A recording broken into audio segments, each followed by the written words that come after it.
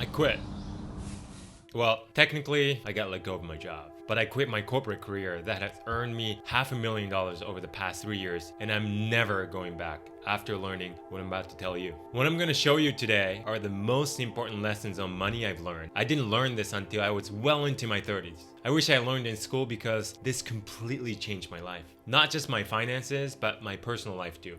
But I needed to share these lessons with you today, and I hope this will spark something in your brain so that you can make a decision to live the life you've always wanted. When I started my YouTube channel, I knew that this was probably the video that I should have posted first, but I held it off until now because I was worried about what my old colleagues would think. I really loved working with many of them, and I really didn't want to come off as ungrateful. Also, I haven't publicly shared this since it's personal, but I needed to let you know these life-changing lessons. Until the summer of 2022, I had a 6-figure job leading the Japan market of a startup, and the company decided to pull out of my market. I was let go, and so was everyone else in Japan entity. The worst part wasn't me losing my job, it was telling all my employees about this. In my 14-year career, this was my first time being let go from a full-time job. I've changed jobs in the past, but I always had plans after I quit. But this time, I decided to take a different approach. I took the entire summer off without a job lined up. Within a week, several recruiters reached out to me for big opportunities I would have been absolutely excited to take in the past. It was tempting to say yes to get those interviews scheduled. I thought maybe I'll find something I really like, but not this time. The thought of going back to the daily grind to build someone else's dream didn't excite me anymore. It's not that I don't like the work. I love the nature of work and I enjoy working. But the thought of sacrificing a lot of my freedom, commuting 2 hours a day into Tokyo and following the corporate schedule to earn a 6-figure salary to build someone else's wealth wasn't enticing to me anymore. Now, I'm fully aware that I'm extremely privileged to even be able to say something like that. There are many people who would love to be in my shoes, like me 5 years ago. Compared to 5 years ago, I have a vastly different perspective. I can't believe I'm saying this out loud, but I don't need a job for financial reasons anymore. I need engaging work to keep me sane. I'm not the type of person who can sit on the couch and watch Netflix all day. Luckily, engaging work doesn't need to pay me a 6-figure salary anymore.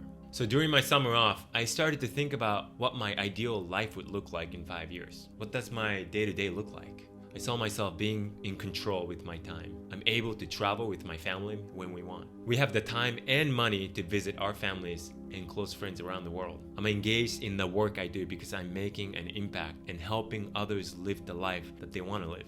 And I have full autonomy of when, how, and where I work. I had 2 paths before me. One path was bright and the dirt was smooth, paved, and safe. Many people are walking on it. The other path was darker, the ground was rough and dangerous, and it was lonelier. Up to that point, I've always picked the brighter and safer path. It's worked well for me so far, so why not get back on it? The truth is, I've always wanted to get on the other path, the path less traveled. But I was terrified of failing. I was scared of commuting. I had the 1 more year syndrome. 1 more year of working when I have this much savings. 1 more year after I learned more about entrepreneurship by reading these books. 1 more year after I have another child. In hindsight, the best part of losing my job was that someone else ended the 1 year syndrome for me. Now I'm forced to make a decision. Which path do I want to take?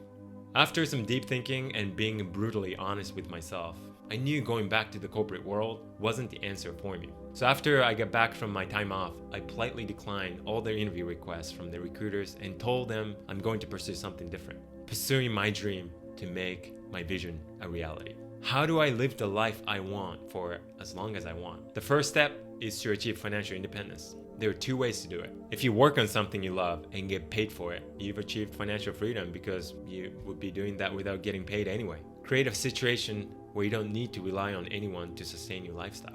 I did enjoy many aspects of my jobs in the past, but it would be a big lie if I said I would have taken these jobs if I didn't get paid. So I had to pursue the other option, create a financial situation where I don't need to rely on an employer paying me. And that's when I learned my first lesson. If you don't build your financial future, then someone else will hire you to build theirs. Now, I'm not saying having a job and working for someone is a bad thing at all. I mean, I did it for 14 years. But if you're not building your financial future with the savings you're making from your day job, you will be working for someone for a very long time, maybe forever. Unless, of course, you're a big-time CEO or Sheryl Sandberg. Here's a quick test. If you stop working for your day job today, how long can you maintain your current lifestyle? If the answer is 1 month or less, you're living paycheck to paycheck. If you can last 6 months, you have a solid reserve. If you can last a few years, you can take a mini retirement. If you can last forever, congratulations, you've achieved financial independence. How wealthy you are has nothing to do with how much you're making. It's the gap between your income and expenses. The bigger the gap is, the wealthier you are.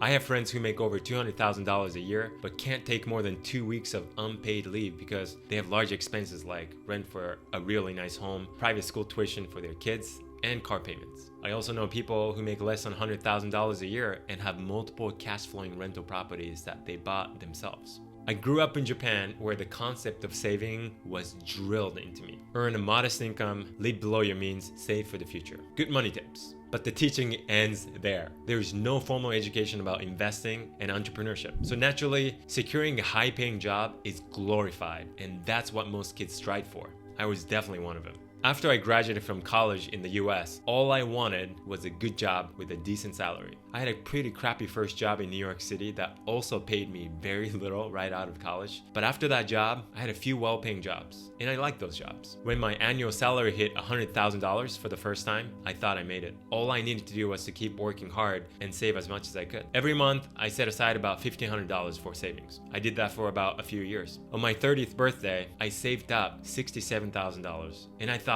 I had a lot of money. But deep down, I knew the math didn't add up. At this pace, I would need to work 30 more years to save up just over $500,000. Is that even enough money for retirement? I had no idea. So I just kept working at my job without thinking too much further about this. A year and a half later, I came across this book called Millionaire Teacher, which was a popular book amongst my wife's teacher friends at the time. The premise of the book is that the author became a millionaire with a teacher's salary by investing in index funds. I finished reading the book in a few days and my mind was blown. This is the first time I learned the concept of investing and compound interest. So I thought I can continue saving and invest the savings into index funds. In September 2017, we opened up a brokerage account and bought index funds. Now the account kept growing for the past 5 years. Our account has a rate of return of 40%, and I did nothing except keep buying S&P 500 index funds every month. This is the power of compound interest. But as you can see, the growth was very slow in the beginning. So I started to wonder if there was a more active but also rewarding way to invest. I was willing to get my hands dirty to get my money working for us. And then we came across real estate investing, again through my wife's friends. Many of her teacher friends we were hanging out with were older and all had rental properties. And that's when it hit me. Hold on, you can invest in real estate with a teacher's salary? I mean, no offense to teachers, but they're not known for making big salaries, even though teaching is such an important profession and also very demanding.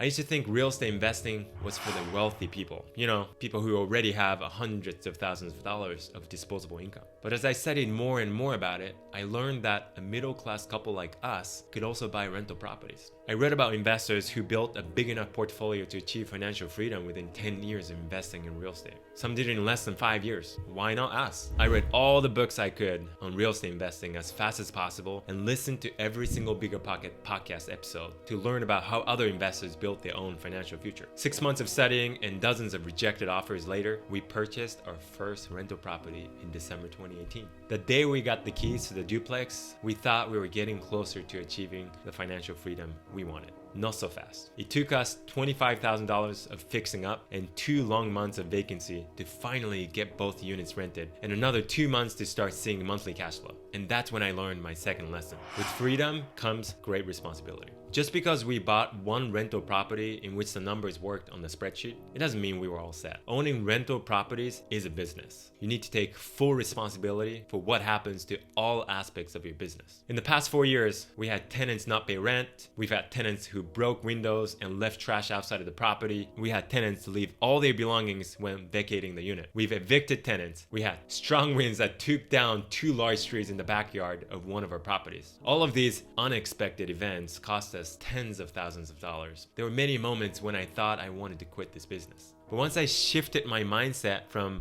these things shouldn't happen to these things happen in real estate investing, I started to respond to these problems rather than react. Rather than thinking, why do these things keep happening to me? I started to think, what can I do to prevent these things from happening? For example, tenant turnover is one of the biggest expenses in real estate investing. So having quality long-term tenants who will take good care of your property is vital to your business. We started to think, how can we ensure we're attracting high quality tenants? And once we had good tenants, we started to ask ourselves, how can we treat our tenants so well that they're not going to want to leave? Once we started taking actions in response to these questions to ourselves, we started to see more positive results. More tenants have fewer issues and are staying longer because they're happier. Like any other business, owning rental properties has its ups and downs. Some months you have more cash flow coming in than others. And some months, one big expense can wipe out your entire cash flow. It's not like you get the same amount of money in a paycheck every month, no matter how much or how little you accomplish that month. Real estate works when you work it. When it does work,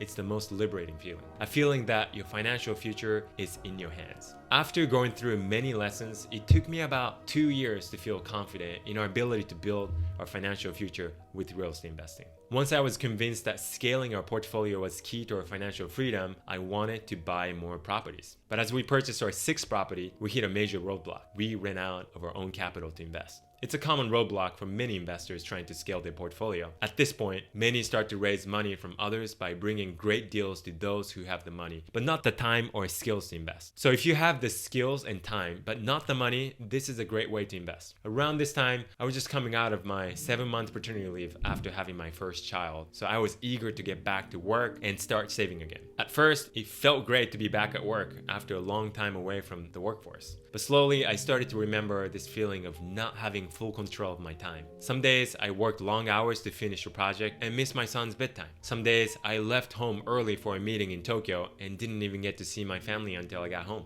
But I kept telling myself, I need to save more money to invest in real estate. Real estate gives us more freedom. Whatever it takes, we need to keep this up because we want more freedom in the future. I justify my choice to spend more time at work over what is most important to me, my family.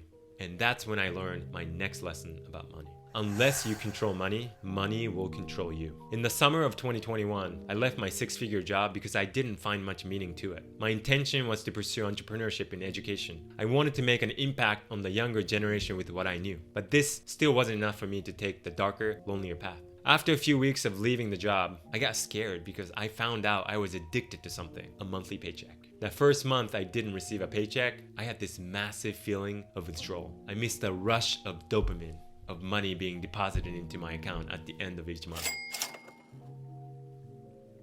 Did you hear that sound? It was an addiction, and I didn't know how addictive a steady paycheck was for me. What if this continues to happen? I didn't want to deal with that possibility of not having these monthly injections. So I caved. I began looking for jobs again. I made myself available on LinkedIn and told recruiters that I'm open to work. I got a few interview requests and ended up getting offers from 4 companies within 2 months of interviewing. I chose the role that I thought was most exciting, launching a new market for a startup. It was a challenging role with many responsibilities. I enjoyed the challenge of the work itself, but I found myself working long hours and over days off to keep up with the workload. I knew going into this role, I had to sacrifice a lot of my personal time to build a brand for someone else. Deep down, I knew I wanted to start building my own brand, but I was allured by the immediate financial incentive from this job. I had a 6-figure salary and stock option. I told myself, this will be my last job before retiring from the corporate world. Just under a year into the market, the company decided to pull out of Japan. Forget about a 6-figure salary and stock options. It was all over. Obviously, this wasn't part of my plan. I was going to save more money with the earnings from this job, but now I was forced to make a decision. Do I pursue the familiar path and look for a job again? Or do I pursue the darker, more dangerous path? It was time for me to make a decision. I took a hard look at our personal finance and I realized something. The real estate investing business has become the biggest income stream in our household. We can live off of my wife's active income and we can still invest 100% of the cash flow back into the business. My active income wasn't a necessity anymore. This was the moment I realized that I was controlled by money up to that point. And once I let go of that, I started to be in charge of my money for my well-being. I don't need to work for money anymore. Regardless of whether it's going to pay or not, I can choose to do the work that's meaningful to me. To me, meaningful work is giving without expectations, knowing that I have helped someone to live a better life without expecting anything in return. So I decided to take the darker, more dangerous path. I don't know what the future holds, but I feel freer than ever before.